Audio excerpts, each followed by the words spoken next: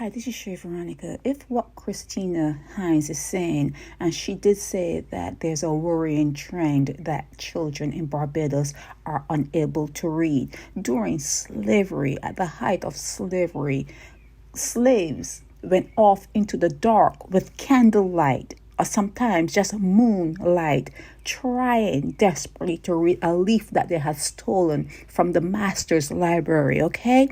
They were trying desperately to learn how to read and figure out what they were seeing on those pages. That was during slavery, and that is when there was no light, like electricity, where you can turn on the lights and read. You had to hide to do it. So if now in the 21st century, kids are unable to read, what is the problem? The only problem there is it's not your language. English, whether you know it or not, it's not your native language, okay? In your DNA, where you are originally from, they do not speak English. If you're speaking English, you know you're speaking your colonial master's language. That's number one. I think you know that already. So you'll never really like learning it, but because you have to operate in the world, okay? And slaves knew that. They knew that they had to operate in the world. They knew that one day they were going to find freedom. Somehow along the way, they were going to be freed. And they needed to know how to read, how to write, and how to count money. Simple things. Hard, but simple things. And if in the 21st century, you're hearing that Barbadian children are unable to read. They are unable to read. It is a sign. It is a testament. It is actually showing you the abuse that happens on the island. Okay? Kids are being born in poverty.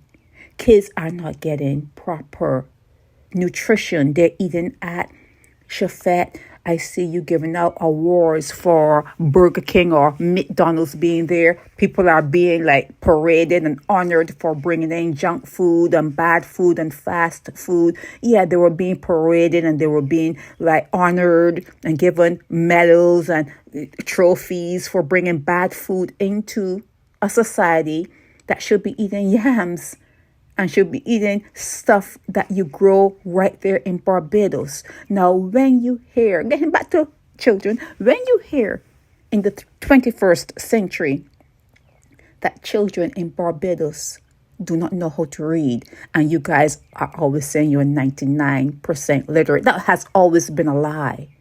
That has always been a lie. But you say it shows that what was there all along has seeped up to the surface. It's seeping up now to the surface because you were able to tamp it down before. Before you were really good at tamping it down and hiding it. Now it's seeping up to the surface. The cancer it has formed, and it wants to be.